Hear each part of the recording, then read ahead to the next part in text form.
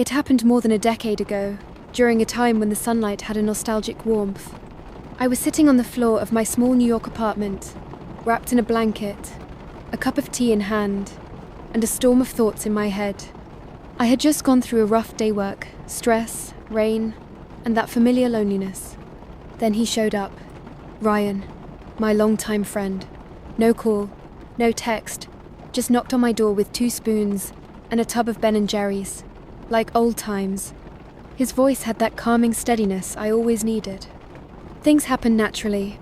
We started spending more time together, coffee runs, long walks in Central Park, talking about books, dreams, the absurdity of adulthood. And eventually, we crossed the line. At first, it felt harmless. Then it felt too good. The chemistry between us was undeniable, physical and emotional. But some things didn't quite fit. He never stayed the night. He never met my friends. Holidays were always complicated. My gut whispered things my heart didn't want to hear. Sometimes, he'd vanish for days. My texts would go unanswered.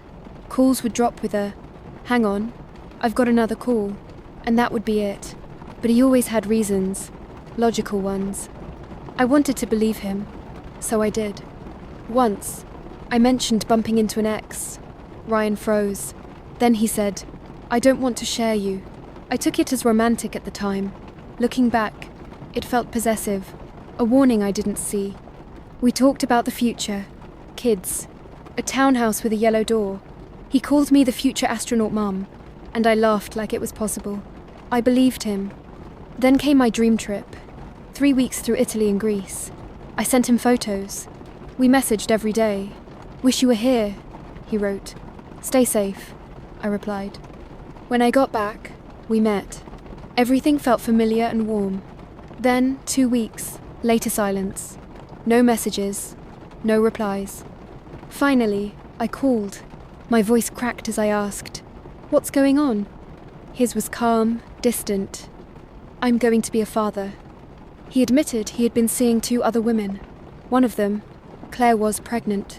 "I didn't plan any of this," he said, "but it's the right thing to do." I didn't cry. I said, "Okay, take care," and hung up.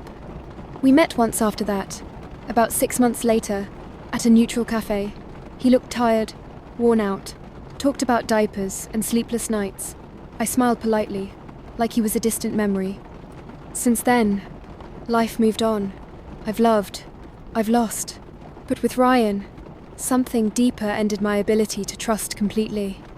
I think about those days often, not with pain but with a kind of faded sweetness, like an old song you know by heart, out of tune but honest.